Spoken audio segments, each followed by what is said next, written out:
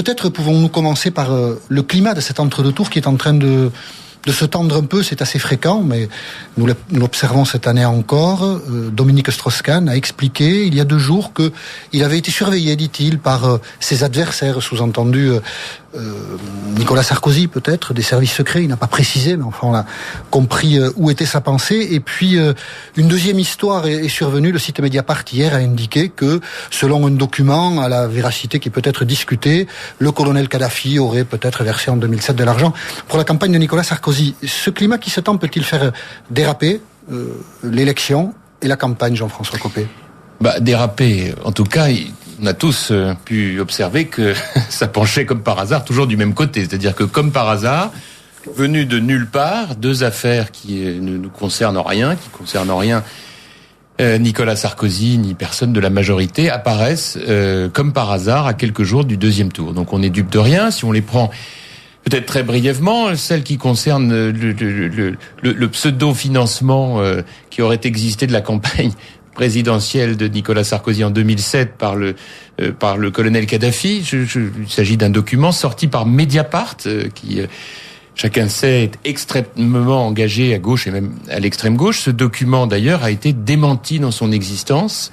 Je viens de l'apprendre, là, il y a quelques heures, par celui qui en était soi-disant le destinataire. Qui en aurait été le destinataire. Oui, donc lui, il dit qu'il a jamais vu ce document. Et puis alors Strauss-Kahn, c'est pas mal non plus, donc ça sort de nulle part, et donc on nous explique que ce serait nous qui aurions organisé un complot contre Dominique Strauss-Kahn. Je dois dire que là, vraiment, ça, c'est l'impudeur qui s'ajoute à l'indignité, et puis tout ça se termine par une espèce de comédie de boulevard, puisque ça s'est terminé par un repas d'anniversaire, je crois, de responsables socialistes autour de Dominique Strauss-Kahn, rue Saint-Denis hier.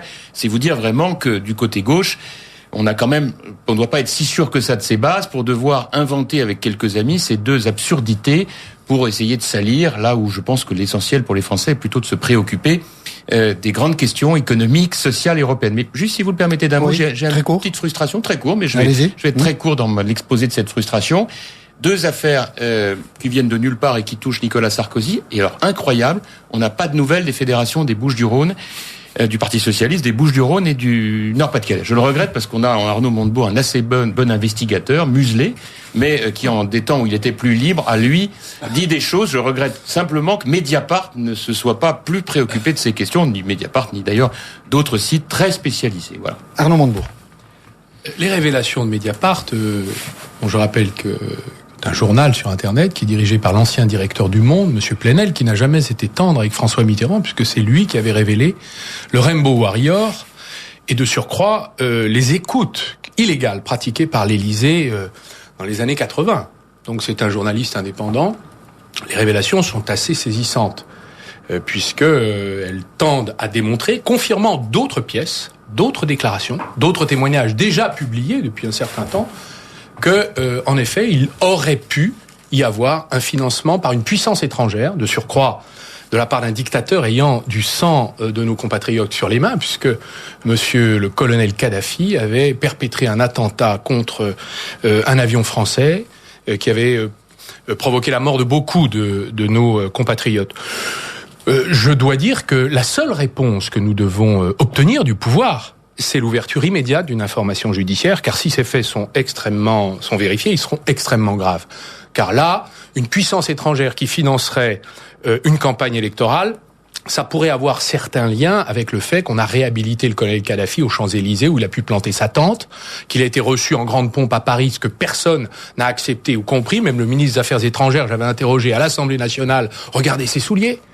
Donc tout cela est tout à fait préoccupant. Quant à M. Strauss-Kahn, vous me permettrez de dire que pour nous, pour François Hollande, pour moi-même, pour tous les socialistes, un homme retiré de la vie publique, il a à faire face à des accusations judiciaires tout à fait désagréables et déshonorantes, eh bien qu'il s'en débrouille. Ce sont des écarts personnels et privés, libre à lui de dire ce qu'il a à dire. Pour ce qui nous concerne, nous restons fixés sur la défense de nos propositions politiques parce que nous défendons un projet alternatif pour la France. Je veux dire que c'est assez extravagant.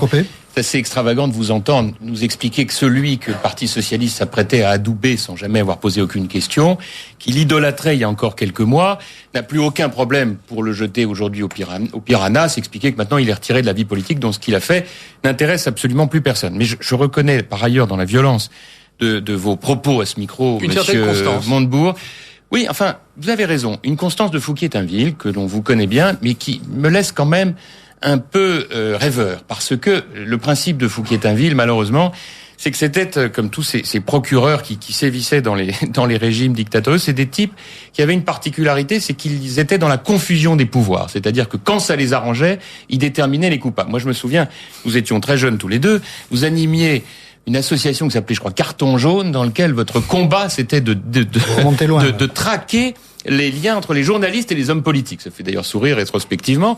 Et voilà que, il y a quelque temps, vous tapiez comme il faut contre le président Chirac, et voilà que maintenant, vous n'avez Dieu que pour la Libye, comme si les Bouches-du-Rhône ne vous intéressaient plus. Je voudrais quand même, parce que ça vaut la peine, puisqu'on a le plaisir, c'est pas si fréquent, de débattre ensemble, puis vous avez eu la gentillesse d'accepter de débattre avec moi, ce qui n'est pas fréquent non plus, de trouver quelqu'un en face.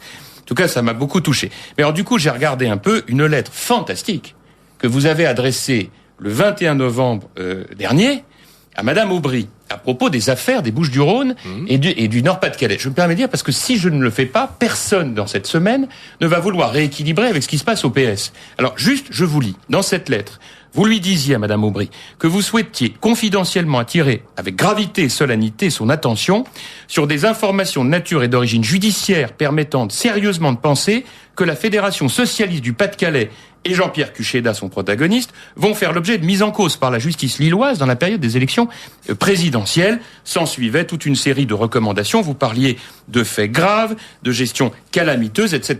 Vous disiez d'ailleurs à Martine Aubry, contrairement à ta gestion calamiteuse du dossier des Bouches-du-Rhône, dans lequel tu as préféré ne rien voir et ne pas agir. Pourquoi je dis cela ? C'est tout simplement parce que le principe de Fouquier-Tinville, c'est qu'il y a un moment où il est obligé de s'arrêter parce que ses petits copains lui disent non, là t'es plus dans le bon camp, faut pas que tu te trompes. Donc de Zorro que vous étiez, voilà, vous êtes devenu Bernardo, c'est le gars qui ne parle plus. Laissez-moi vous dire que c'est ce qui affaiblit considérablement la crédibilité de votre thèse et il fallait bien que quelqu'un se dévoue pour vous le dire. J'ai donc décidé de le faire. Arnaud Montebourg. Je voudrais dire que Fouquier-Tinville n'a jamais demandé d'instruction judiciaire. Il a dressé l'échafaud. Dans l'affaire libyenne, je demande que la justice fasse son travail. Coup de chance, la démocratie est arrivée depuis. Pardonnez-moi, monsieur Copé, je vous écoute religieusement. Vous allez avoir l'obligeance de faire la même chose. Ça va être difficile, je le sais. Arnaud Montebourg, à vous.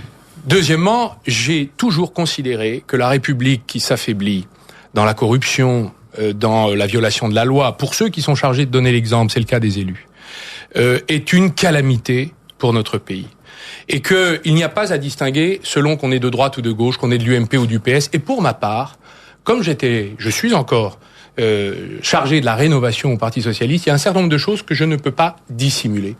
Et je vous remercie de citer cette lettre, dont je suis particulièrement fier, pour une raison simple, c'est que ça a provoqué une commission d'enquête. On aimerait que la justice puisse déclencher des enquêtes aussi. Commission d'enquête de qui ? À l'intérieur du Parti Socialiste. Et deuxièmement, oui, ça, c'est non mais enquête. Vous pouvez en rire, mais c'est déjà ça. Deuxièmement, oui, c'est sûr. Deuxièmement, enquête, oui. Un point important, c'est que toutes ces personnes qui sont citées ont été écartées. Nous avons fait le ménage. Je pense que c'est une attitude saine de la part des partis politiques d'avoir quelqu'un finalement qui surveille les écarts et qui en tire tout de suite les conséquences. Dans les Bouches-du-Rhône, c'est exactement la même chose. D'ailleurs, je crois que vous avez, dans un meeting de Marseille, vous m'avez décerné, je crois, une carte UMP d'honneur pour avoir fait ce travail. Vous devriez être plus reconnaissant aujourd'hui parce que pour moi, je ne l'ai pas fait pour l'UMP. Je l'ai fait pour la République. Et vous aussi, vous devriez le faire s'agissant de vos propres Je n'ai qu'un regret, Arnaud Montebourg. C'est dommage que ce soit pas vous le candidat à président de la République, parce que François Hollande, lui, n'a pas eu les mêmes scrupules.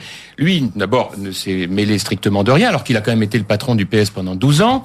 Et puisque vous me parlez de Martine Aubry, je voudrais quand même vous rappeler que sur ce sujet, on peut pas dire que grand-chose ait été fait, puisque la vraie question, au-delà de ce qui a pu se passer dans la Fédération socialiste des Bouches-du-Rhône ou du Pas-de-Calais, c'est Martine Aubry, qui elle-même est élue en région Nord-Pas-de-Calais et qui n'a jamais bougé une oreille. Donc je veux simplement vous dire, on s'arrêtera là, on va pas faire tout le débat là-dessus. C'était ce que j'allais vous dire. Alors qu'il y a dans ce domaine largement de quoi faire avant de donner des leçons de morale aux autres. Et je trouve que dans cette affaire, le Parti Socialiste et François Hollande, qui nous explique avec des trémolos dans la voix qu'il ferait des tas de choses s'il était président de la République, n'a absolument rien appliqué dans ce domaine depuis qu'il est candidat et encore moins quand il était secrétaire du Parti Socialiste. Au-delà des procès d'intention que multiplie Jean-François Copé, je voudrais dire, je suis très heureux que François Hollande, dans ses discours successifs, et fait de la moralisation de la vie publique un des axes de réforme de notre pays. Nous avons besoin de créer les contre-pouvoirs dans la décentralisation, de donner des droits de regard des contribuables sur l'usage de l'argent public, d'éviter le clientélisme qui se multiplie. C'est notre responsabilité, ne serait-ce que pour répondre à tous ces citoyens qui aujourd'hui désespèrent de la République et qui se réfugient dans les solutions extrêmes. Donc vous en faites une affaire de bataille politique ou politicienne. Pour ma part, je préfère en faire une cause nationale qui devrait d'ailleurs vous englober. Le seul problème, c'est que la cause nationale dont vous parlez, en dehors des grands mots, ne donnait lieu à aucune conséquence concrète. Il y a des propositions dans notre programme qui sont très fermes. Là, voilà. Je ne les connais pas.